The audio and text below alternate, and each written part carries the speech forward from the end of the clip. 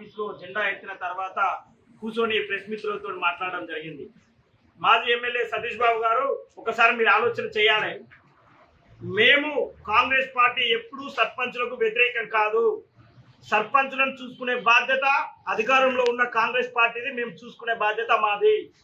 ఎక్కడైతే సర్పంచులు చేసిన పనులు పూర్తయినాయో వాటికి ఇనాగ్రేషన్ పోవడానికి మా మంత్రి గారు సిద్ధంగా ఉన్నారు. ఇదొక్కటి.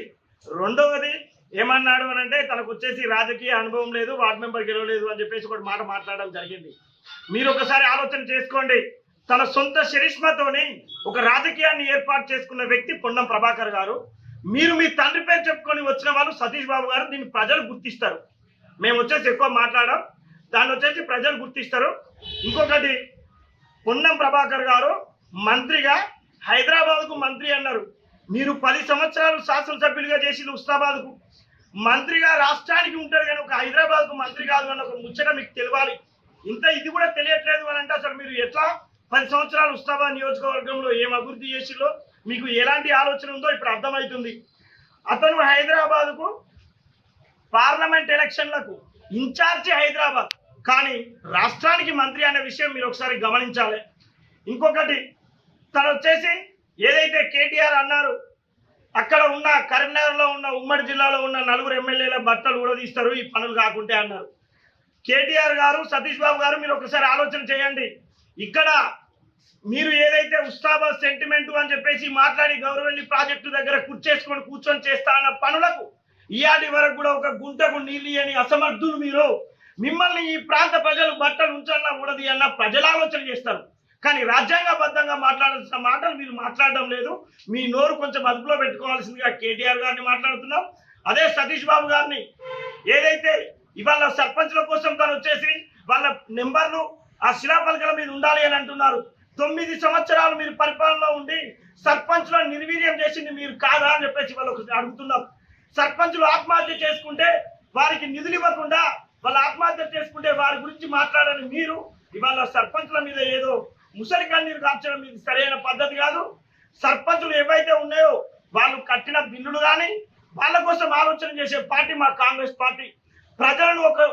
ప్రజల కోసం ఆలోచన చేస్తాం, పరిపాలన కోసం ఆలోచన చేసే పార్టీ కాంగ్రెస్ పార్టీ. ఇది ఒకటే కాదు, ఇంకా ఏదైతే సతీష్ బాబు గారు అన్నారో, హుజరాబాద్ ఉన్న ఎమ్మెల్యే, అక్కడ ఉన్న ఎమ్మెల్యే ఎవరైతే ఉన్నారో పాడి కౌశిక్ రెడ్డి, అతను చేసే పనులకు మంత్రి గారు అడ్డుపడుతున్నారు అని అన్నారు. ఇంకొక మాట కూడా అన్నారు, మీరు అన్న మాటలే. ఏ నియోజకవర్గానికి ఆ నియోజకవర్గ ఎమ్మెల్యే బాస్ అంటే ఉస్నాబాద్ నియోజకవర్గానికి ఉస్నాబాద్ ఎమ్మెల్యేనే కదా బాసు. అలాంటప్పుడు మేము 31వ తారీఖు నాడు బరాబర్ చేసుకుంటాము అని చెప్పేసి మాట్లాడడం ఇది దొరల యొక్క పరిపాలనకి ఇది నిరంకుశం కాదని చెప్పేసి అంటున్నాం. రాజుల పరిపాలన అని చెప్పేసి మీరు అన్నారు, మేము రాజుల పరిపాలన అనట్లేదు. దొర పరిపాలన మాకు వద్దు, ఈ కాలు మొక్కించుకునే మాకు పరిపాలన వద్దు అని చెప్పేసి ప్రజాక్షేత్రంలో ఉండి ఏదైతే పొన్నం ప్రభాకర్ గారు 10 సంవత్సరాలు అధికారంలో లేకుండా ప్రజల పక్షాన నిలబడ్డారు కనుక ఇవాళ ఉస్నాబాద్ ప్రాంత ప్రజలు పొన్నం ప్రభాకర్ గారిని హక్కున చేర్చుకున్నారు. ఈ కాలు మొక్కే పరిపాలన మాకు వద్దనుకున్నారు. దానికోసమే మిమ్మల్ని విస్మరించడం జరిగింది. మీరు దాన్ని ఏమంటున్నారు అంటే మేమే ఇంకా అధికారంలో ఉన్నట్టు మీరు మాట్లాడడం సరైన పద్ధతి కాదు. మీరు కనుక ప్రజల పక్షాన ఉండి మాట్లాడండి, ప్రభుత్వానికి ఏదైనా సూచన చేయండి, దాన్ని ప్రజలకు అక్కడికొచ్చేలా మాట్లాడితే మేము స్వీకరించడానికి సిద్ధంగా ఉన్నాం. ఏది ఏమైనా మీరు మాట్లాడే ముందు కొంచెం ఆలోచన చేసుకొని మాట్లాడాలని చెప్పేసి కోరుకుంటూ సర్పంచులను ఎక్కడ విస్మరించాం. ఎలక్షన్లు ఉన్నంతసేపే పార్టీలు, ఎలక్షన్ అయిపోయిన తర్వాత ప్రజలంతా ఒకటే అని చెప్పేసి అనే తీరికగా కాంగ్రెస్ పార్టీ పనిచేస్తుంది. ఏదైతే గత ప్రభుత్వాలు అవినీతి చేసినాయో అవినీతిని ఒక పక్క ఎత్తి చూపుతూ ప్రజాక్షేమాన్ని చూసే పరిపాలన చేసేది మా కాంగ్రెస్ పార్టీ అని చెప్పేసి ఈ సభాముఖంగా మా కాంగ్రెస్ పార్టీ కుటుంబ అందరి ముందు ఈ యొక్క మాటలు మాట్లాడడం జరుగుతుంది. ఏదైనా కాంగ్రెస్ పార్టీ పరిపాలన మాట అంటే తప్పని పార్టీ కాంగ్రెస్ పార్టీ, మనము తిప్పని పార్టీ కాంగ్రెస్ పార్టీ. ఏదైతే అన్నామో అన్న పనులను నెరవేర్చే దిశగా మా కాంగ్రెస్ పార్టీ అడుగులు వేస్తారని చెప్పేసి తెలియజేసుకుంటూ ముగిస్తున్నాను. నమస్కారం. పక్క పొంటి వచ్చిన ఎమ్మెల్యే మంత్రిగా ఉన్న హరీష్ రావు వచ్చేసి ఉస్నాబాద్ దత్త తీసుకొని డెవలప్మెంట్ చేసింది నువ్వే కనుక కరెక్ట్. మీరు కనుక సరైన పరిపాలన అందిస్తే మంత్రి గారు ఇక్కడికి వచ్చి పరిపాలన ఎందుకు కొనసాగిస్తాడు? మీ ఇంటికి కేసీఆర్ వస్తే మీ ఇంటికి కేసీఆర్ వస్తే ఉస్తాబాద్ నియోజకవర్గం గురించి కానీ ఉస్తాబాద్ నియోజకవర్గ ప్రజల గురించి కానీ ఏ రోజు కూడా ఆలోచన చేయండి.